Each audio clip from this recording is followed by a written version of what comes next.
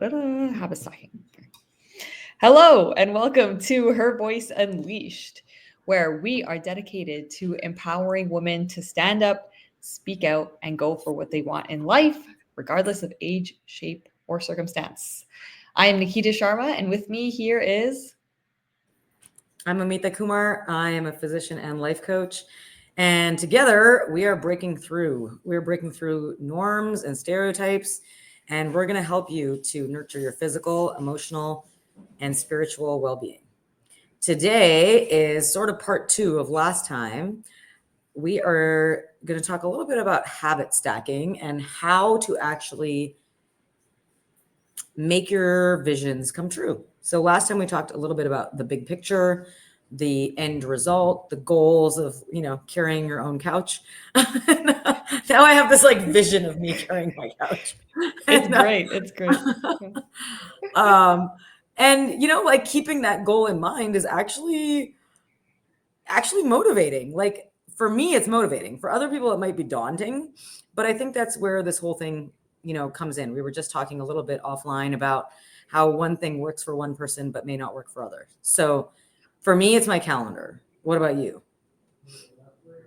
For me, it is just picking one thing and focusing on implementing that one thing before I add something else onto that roster.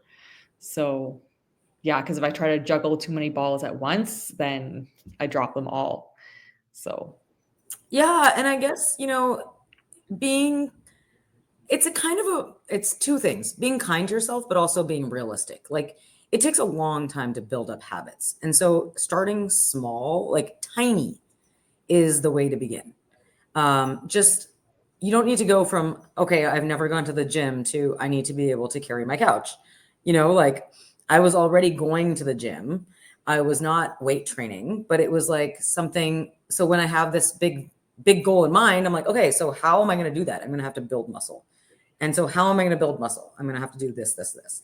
It's not just arm muscles. It's like all the muscles, right? Like core and legs and the whole shebang. And then, so I did a little bit of it myself, but then I was like, I'm not really getting the results I want.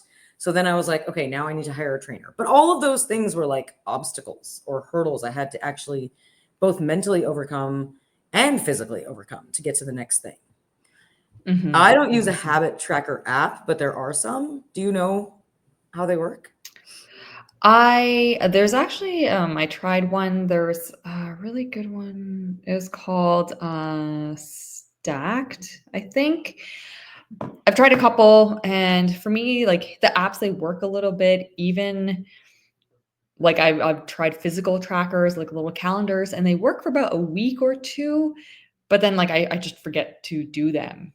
And I've tried so many things, and each little thing works in its own way. And we chatted about like finding that right thing for you and not giving up when the first thing doesn't work. Right. So for me, it's sometimes those like physical calendar, checking it off. It can go to me putting the calendar actually in my phone, repeating event, having a reminder for me to do that thing.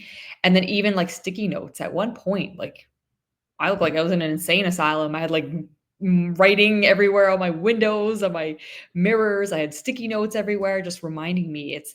But it's that object permanence, is like when you see it, when you're reminded of it, it reminds you to do it. But if you don't, it's very like out of sight, out of mind. So no, totally. Yeah. It's also really easy to get discouraged, I think, if you do the sticky note thing for a few weeks and then it doesn't work, you're just like, oh, forget it. It doesn't work. I mean, sometimes I know everyone knows those people with the sticky notes in October that say like, go to the gym 5 days a week, but like, that's not happening. And that's okay. Just change your sticky note or change it to something in your phone or change it to your calendar or your app or whatever, like I would say I would almost recommend having like a every 3 to 4 week check-in with yourself. What's working, what's not working. And then also like, as well as of course stacking. So like every time I have this new thing where I'm trying to brush my teeth with my left hand because apparently it's supposed to like require effort. Well, I'm right-handed, so for me, left hand. And it's really interesting because it really does require a lot of effort. Like I have to think when I'm doing it. Yeah. And it's a good thing. It's just new. And then when I'm doing that, then I know that I also need to take like my nose spray, or whatever. So, Yes.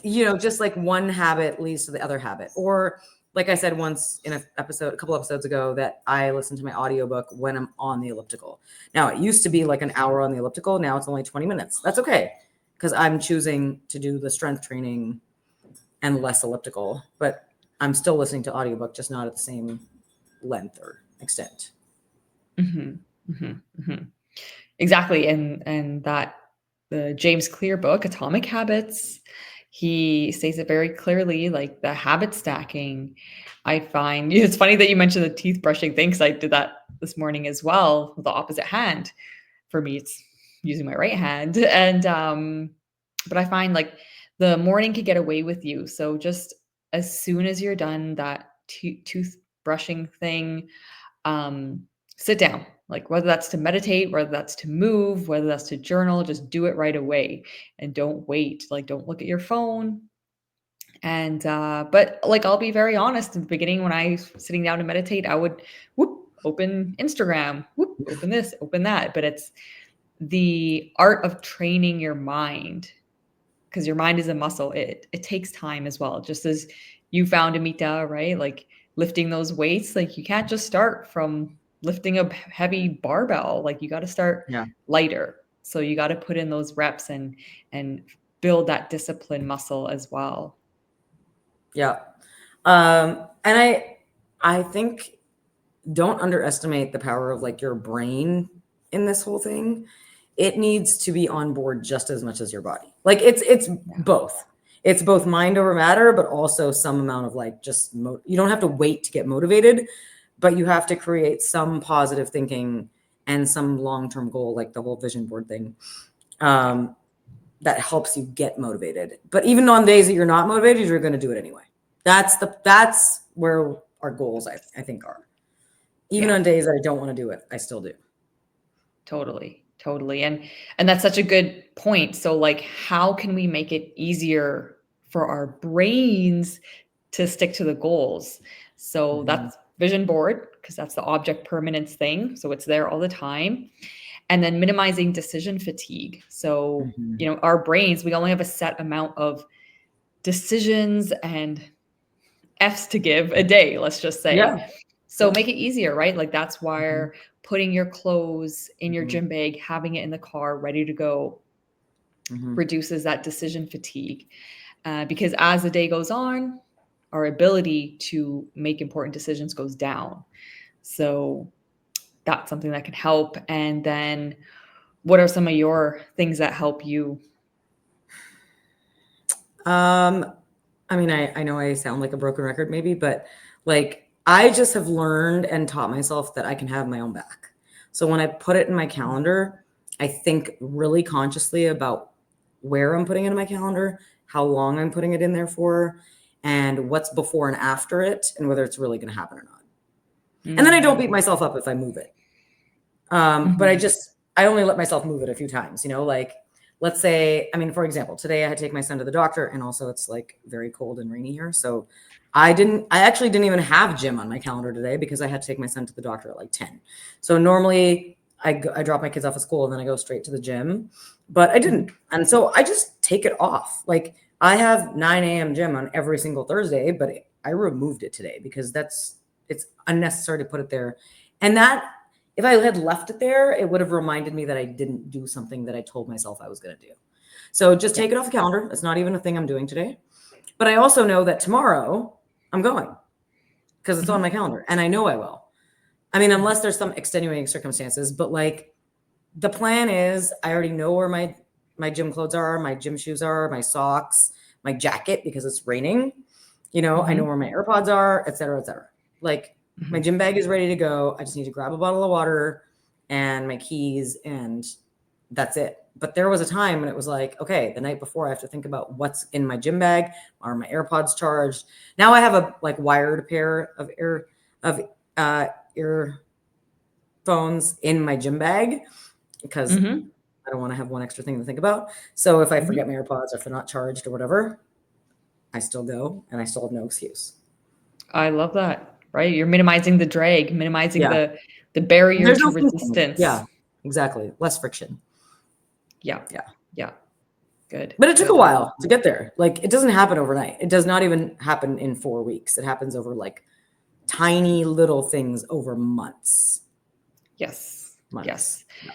And yeah, exactly. And we were chatting before, like if one thing doesn't work, you can't give up. If it's something that you Yeah. truly want, you just pivot and Yeah. okay, maybe something else will work. And you know, sometimes you're gonna feel down in the dumps and you're beat yourself up, but pick yourself up. And if you don't stop trying, there's like nothing that can stop you. You just eventually Yeah. will find the thing that works. Yeah. So yeah, yeah. Agreed.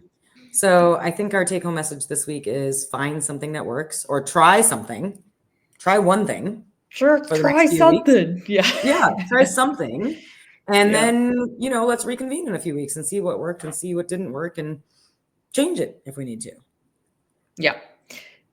I'm sure you find it's similar. I have sometimes my clients come to me, they'll be like, right, their mindset is they're like stressed, overwhelmed. They're like, oh, I don't know, I can't believe that I can do Mhm. this. I'm just not feeling great. And then I'll just ask them the questions like, okay, like when's the last time that you practiced your gratitude or Yep. meditated? And they're like, oh, like 2 weeks ago. And I'm like, Yeah, ding, ding, ding, ding. there you go. And we have something about a powerful tool that I use called the DMP, which is called the Mhm. definite main purpose statement. And in that, the statement goes over their goals, how they're going to feel when they achieve them, and the action steps needed to get there. And then so I'll ask them, like, when's the last time that you read your DMP, which is essentially a vision board in writing. Yeah. And then they'll be like, oh, like 2 or 3 weeks ago. I'm like, okay, so we can see a direct correlation. When you're doing the Yeah. things, the meditation, Yes. the gratitude, DMP, you're in flow, it's happening. Yeah.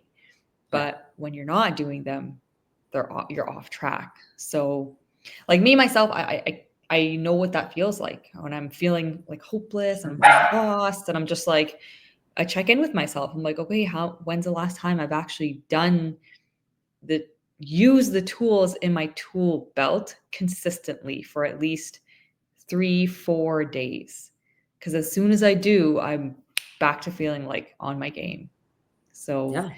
just an important reminder, like the tools don't work unless you use them. Yeah. Yes. Um, I love that actually. You can get back on track. You just have to check in with yourself. Yeah. Awesome. Thank you, Yeah. everyone. All right, everyone. Thanks. Bye.